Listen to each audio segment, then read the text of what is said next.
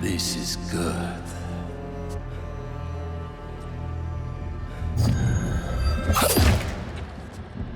Let's see if you have the strength to finish what you started.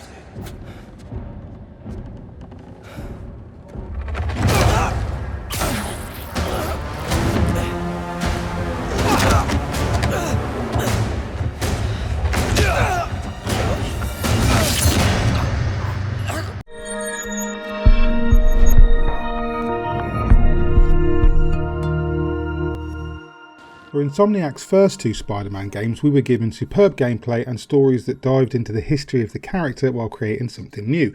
Both Peter Parker and Miles Morales were given narratives that highlighted the weight of being a superhero, trying to balance living a normal life and protecting New York from those who'd rather see it crumble. Marvel's Spider-Man 2 has brought these two iconic characters together, building on what made their games great and introducing a few new mechanics to make this one of the best games on PlayStation 5. After the cliffhangers from both titles left us with questions regarding the symbiote and Harry Osborn, Marvel's Spider-Man 2 offers plenty of answers, giving us one hell of a story and tons of fantastic moments that would make Stan Lee and Steve Ditko proud. One of the reasons the character is so popular is his pureness and honesty, his need to do what's right in a city filled with evil. There have been times when he struggled with his power and responsibility, but through it all, he's always tried to do what's best for the ones closest to him. Harry Osborn is Peter's best friend. After being ill for so long, the experimentation with the alien symbiote has cleansed him of whatever sickness he had, leading to a rekindling of their friendship at the best possible time. Pete's still struggling with the death of Aunt May and trying to find money for the mortgage, and Harry's return is the light he so desperately needs. As for Miles, he's about to apply to university, but knowing how to progress with his application while being Spider-Man, as well as trying to process the grief left by the death of his father at the hands of Mr. Negative, is a constant battle in his mind. Both stories are brought together well, and often the two will intertwine through conversations between Pete and Miles during cutscenes or while protecting the city. When the threat of a new villain takes centre stage, they're forced to abandon their own problems in favour of the greater good. Kraven the Hunter has always been an important part of the comics, and if you've ever read Kraven's Last Hunt, you'll know how interesting and layered he is. While he's a villain in the obvious sense, he respects his enemy and treats them as equals until he's bested them, unless they get in his way, of course. Kraven is always looking for the perfect prey, and New York is filled with superheroes and villains capable of challenging him. Marvel Spider-Man 2 manages to make Kraven a force to be reckoned with. He's portrayed as incredibly dangerous and violent, with a range of technology and a large army of hunters ready to take down Spider-Man in the process.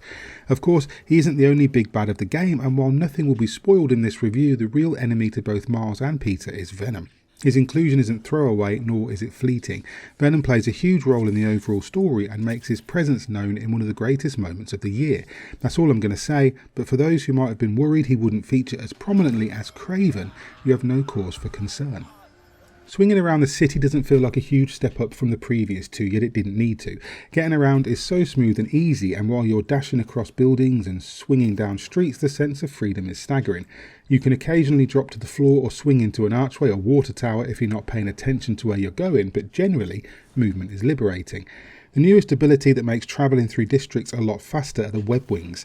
These can be used at any time and allow you to glide through the air at tremendous speeds. Air tunnels make it more effortless, and air vents can fire you up higher if you fly over them. You can also make a temporary slingshot at certain locations near the river to fling you at great speeds over the water, making sure you've got plenty of ways to move through the city.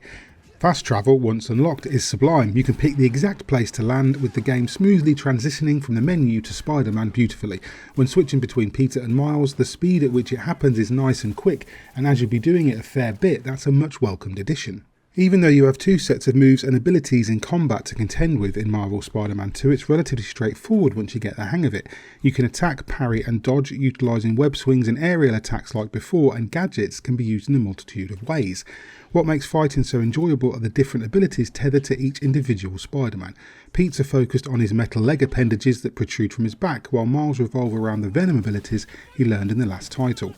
New ones can be unlocked and they can all be upgraded, along with more opening up the further into the story you get. As Pete gets attached to the symbiote, his abilities become godlike, and while they add a further dimension to his skill set, they don't make him feel overpowered.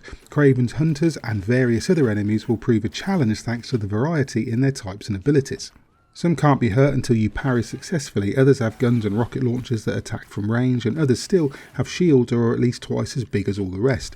You're always pushed to your limits, and the further you get, the tougher it becomes, making every single fight thrilling and intense.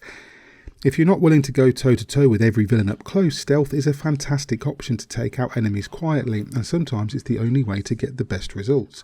Perch takedowns tie up enemies in webs from up high, and you can also do this to walls and through vents.